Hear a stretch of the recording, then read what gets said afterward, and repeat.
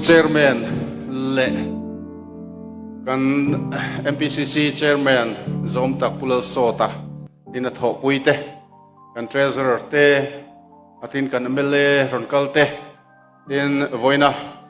keima ruala lomlu local zong te in lai vanapa hall le hall pona zong te LPS le zone ta changa life a min lo thir tu zong te chibai kabu ka chu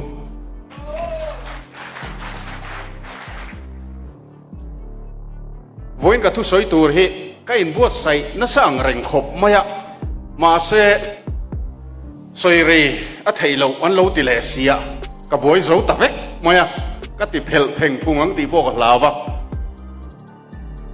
IZPM viu mo kan tia tinge congress ai lu dai do na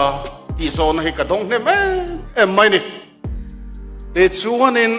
na message ka donga phone in min ngam tlak zual ten min zot boka a then phei chuan a hawin min hawani congress ka lut tur hi an du to kin kan an tir phota te chuan a then phei chu ka soi ve thei tong em kan tia o soi ve ro an tia kan soi ve ta tak thina ka lu chan tur ka hil fia thap chuan an min thap vek mai ni pakhat ma min lo pakhat ma min lo an om lo ani ka soi pui nem ve viau to a chu wang chuan kan lu chan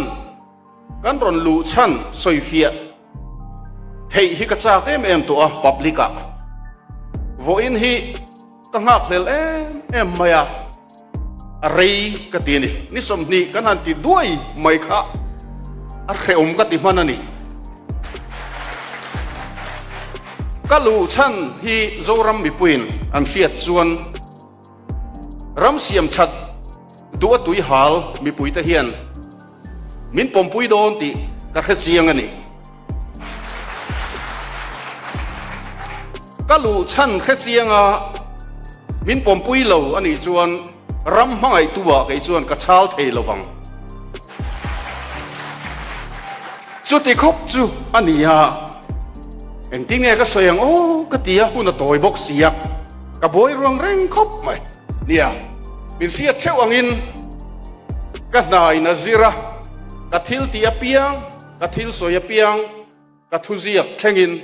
mi puin an hrezela ka ril ru ka ngai tu na ka vei zong mi pui hian an sia ni ti chuan kan sarkar kalphung fel lo awanga ram le mi pui te tor na hi ka vei em thina indu sak na uchuak te hi ka dowa dan lo anga contract na in pek mi pui sum tam tak luan ral na ni si heng thei ka vei em thina tin kan khe chewa kan ho tu te ti pui ni khuwa smuggler lian kan ram chen oma asam tena an wanted thengin lar malama an han thuvung mai thin ka mu te hian kan ram kal zel tur ti angai tu omin ka the thina ka pha kang to kin sarkar na thodan kalphung ka bi chianga RTI mangin ka zota open tender in exangan pek tin departmental work in exangan pek restricted tender in exangan pek tu tenge thok tu in apoisa hi amount estimate amount exange ka zota ka zir chiang na sathina ka han thlir thina hoina lama pianga hian diklo siam that ngai hi ka mutam em mai ni ka pha kang to kin media mangin chung chu kaw chua pui thina sarkar du khop lo na hi mi pui ril ruwa po alian chho em a chu tiang tho chuan ka ril ruwa po hian alian na sa thina ni sarkar lai thak du lo na sarkar lai thak du na zoram mi pui neutral thin lunga alian em maya kan siat chewang in congress hi kan lo son sep to a MNA phang thawin tuna congress pulo so ta kai suai sarkar thar sarkar cha siam dua malame khi mi puin an la mu thiam pui si lawani chuwang chuan kan aw na sat po le kan zia na sat po le la sarkar velo ZPM lama khan athli kha kan beng na ting maya ti chuan patrol lovin an thli kha tle na sa a lunglei municipal council in thanan la fai veka ti chuan heta kan fiat angin ezema boka local council an la fai le veka athli kha chu tle na sa ni ma se athli tle kha an dong thiam talawa an boy zo ta vek maya vatel ve na chi po kha ni talawa ni kan tel lo hian an boy ta em maya vatel ve phei tai la an boy le zual don tina po ni mai thei chu tiang vel chu ni mek lain nia mi lo ngai dam sela thil dik tak kha ni tlata kan soi ve deuh bong ani chu kan thian te mi thahnem ngai ram le nam vei mi ten reform policy Mizoram's kalphung siam that na tur reform agenda an lo duan chu ka han zir chiang ve ta a tha hi ka ti em maya angai na ka riat si lo fi fel fai tak mai nan lo zia diam maya phek som ni le pariat zet mai ania cha hop maya reform tur hi tamani reform ngai fik mai khan ya wangin chu phek som ni pariata po chuanin atlang pui an zia kani chu tiang vel chu lo ni ya kunun moi ne ka han zir dun ta a ka min em ma ka zor vek ani rengot mai hei kan kal na turani heta hian kan kal turani hoi sen takin kan penang kan sia avei tu kan nia kan pen lo chuan mi ti tura kan da thiang lawang ti ngai tu na ka thin lunga hian om ngal top mai ni ti chuan in chu agenda chu ZPM lama an mi hol lor tak an ho tu pa an ho tu te zinga tel thuak bur pakhat ne na a copy hi pek ni in si mu ania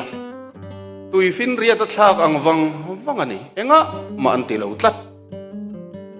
ma se ke ni chuan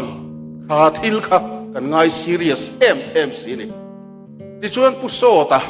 kan ngai tu na lo lang ta a ne na kan tlan pui ta a tho pui te nen ob te nen le ob lem lo an o tu dang te nen po không ai tùy không lo pe lo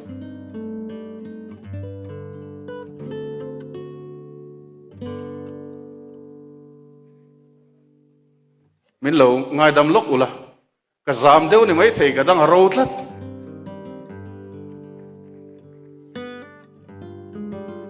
nia tu soi te hi TV ma report kan siama kan trong zua public speech le TV reporting thế chứ inang mía lo tên phone na chuyện tên này nó tì lệ public speech hi in ang lệ mía lo ka hupur ang reng khop maya in fiat fia zong in ka soi fiat hiam ang em ti riot lung kham hian ka boi na rei to ni ka chak box sia ka hupur box sia ole ti chuan ram siam that du tak thin lung pu so ta ne na kan tlan ta a tho pui te nen voitam tak he reform policy hi kan en hova a chul ma ngai lai ta kan chul ma phek som ni pariat zet mai kha u ber hian pu so ta hian mi puin an fiat thiam theinan ol sam de zo kha fiat thiam theinan tin phek som panga vel nin ka khata a chu vekani chu ti khop chuan kan buai pui na sa ni ti hi min fiat pui kan du'a ti chuan in he reform policy hi ka soi thui lu tuk anga aboi thlak zawang ti ka hlawa he reform policy hi soi vek sen ani lawa pathum chia ka soyanga pali po ni mai thei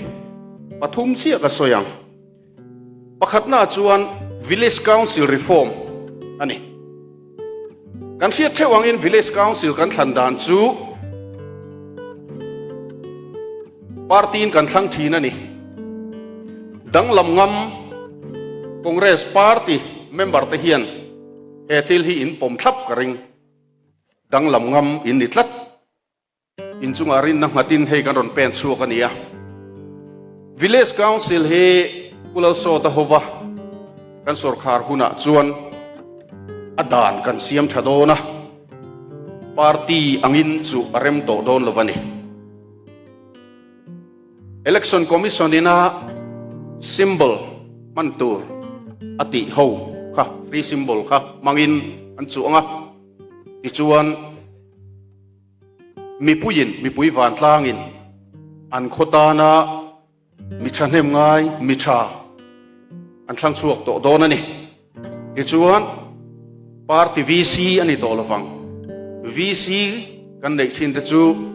congress hun lai chuan congress VC laka MNF tan be sei tur om lo be sei tur wang khop mai MNF sarkara kan hanin thlang le a sarkar chel tu sarkar lai party tan advantage anasa ti chuan MNF an thling le cheu mai ni MNF VC a khan congress patan te ZPM patan te chuan be sei tur a om meuh lo chu tiang chuan lei nei na an khotlang development sarkar thil ron kal reng po kha party indu sakna nan manga chu chuan khotlanga in lungrual lo na athena chung zong chu tuna village council reform agenda ela kan ron rothi nakina chuan manifesto a te po ala chuanga tuna ro chuan manifesto committee pona ala chial lo ani amaro chu o tu zong te na tha anti em ani awangin chu kan kal na turan hi awangin huisen takin tahan karon din puyani chu tiang village council kan nei huna chuan chu village council noya chuan in village development committee te po al omanga chunga chuan organization rang hotlanga prominent citizen kan ti te kang kha member an ni anga ti chuan village council ti khan an khot lang ta na an thona tura khan sarkarin thunai na sang taka penga an khochung in kalpo na te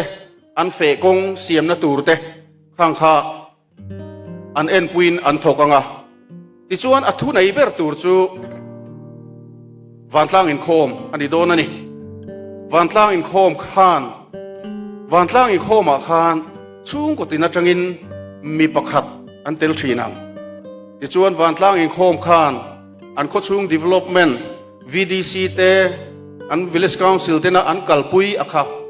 an thlir pui thinanga an thlir howanga ti chuan engkim mai sarkar tanga scheme kal engkim mai kha an thlir ho thin don ani ta chuan in saktan puina te po adong om dong lovan omem in dong lo om tak dong an omem ti thlengin engkim khawan tlang khoma an par thin to dona BPL ni lo pui BPL anga inzi arem to lovang ti chuan dik na in ro rel to anga engkim mai kha transparent takin kal to dona ni ti chuan hotlang ole thil pakhat kan soilok anga ka ngai tu mania khila khian CP ra khian an fe kong siam na tur concrete pavement siam na tur nin ka khia noi somriat man te noi somsari man te ti khan atlar thlia pariat velai na pariat velai ni mai theye kata khan tu te mo alang sa nge ni ron lang thin ho khai ti meng o ami thok cheu thin ho kha an ron tlar thale dala ka ngai tu o puso ta howa village council reform kan kalpui huna chuan heng te hi an ma ni khuai nan han thokanga an kho ho tu te nen mi pui van tlang siat pui nei nan han thokanga awa han thadon tak em o cái gì real vong vong anh đi chút tiếng về cho căn cầu pui tụm đàn anh na kina punun moi tên phía zokin an la ron soy anga village council reform hi poi mo em à kan chin phung thalo tu na kan kal phung min ti che tu lian pui mai hian itla tani ni china khan pu so tan aron soi to ka ngai poi mo em pakhat sarkara hianin cabinet subcommittee on reforms ti lai tak mai kha aka kan tui pui em bokania so ta khan ni china aron soi to a cabinet subcommittee on reforms kha kunai takin chief minister kai ruina nuaya chairman na nuaya akalanga chu chuan minister zom thodeu te azir chapei vak lo te thleng khan engkim an thlir pui thi nanga minister thil ti chapei vak lo om thei to don lo zir pe vak lo om thei to don lo ti chuan khanin na lian tham china po ahun taka an zo thei don em zo thei don lo ta se engwange ti thlengin an thlir pui thi nanga an report kha cabinet meeting an phar thin don ani chu tiang chuan tu na kan kal dana ai chuan mani se mol thana ti kha ni maya na lian pakhat lo om ta se khata khan department sang kai noi om thei ani entinan tuirial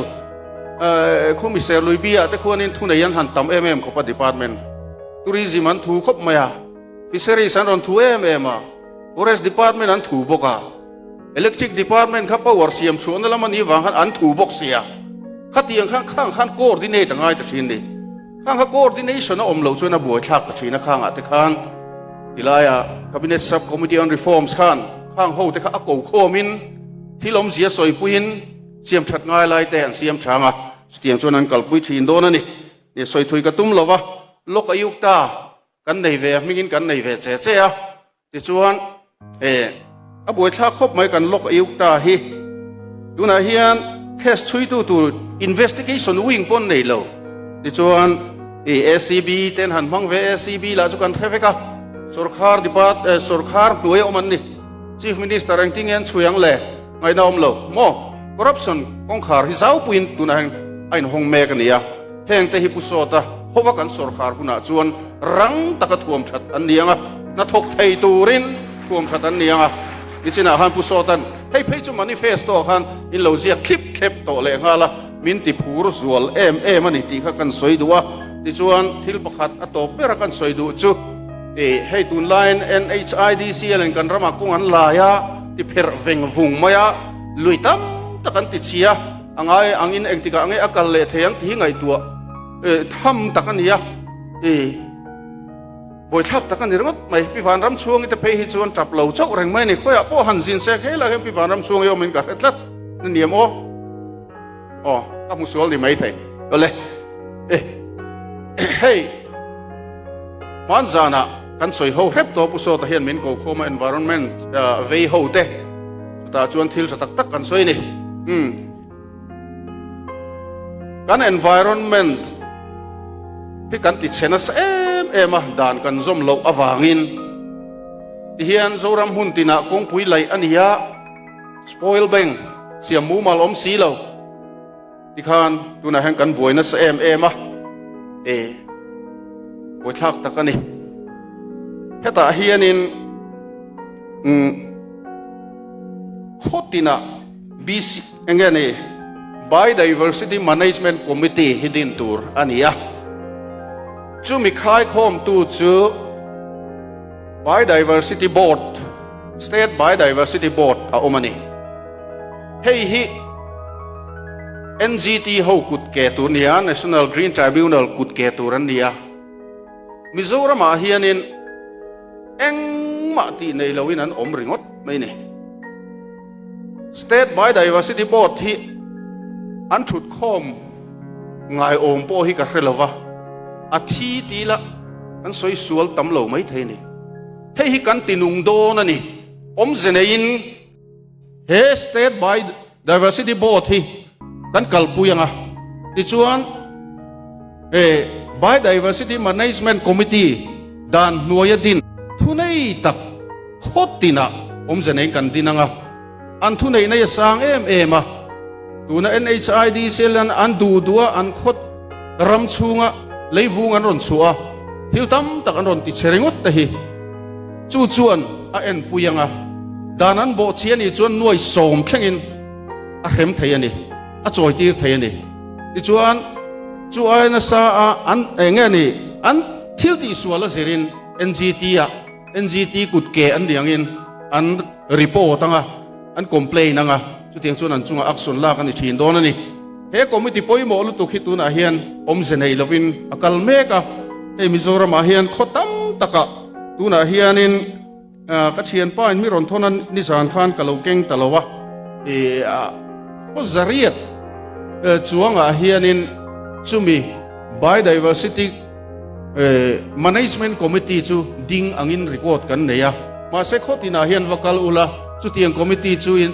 an omem tila an om hriai chun tlem motang chu tiang khop chuan tuna hen bangbo takin kan om meka heng zong siam thatna tur hian uso ta hovin kan pen tak takanga kan ban pha ka hian sarkar tha a oma chumi ban tur chuan keini ve mai ron lu thian engma kan ti theilo mi pui in kan ti theini kan tran rual chuan sarkar tha kan nei thei ani ti hi voina hian ur takin ka soi du ni kalome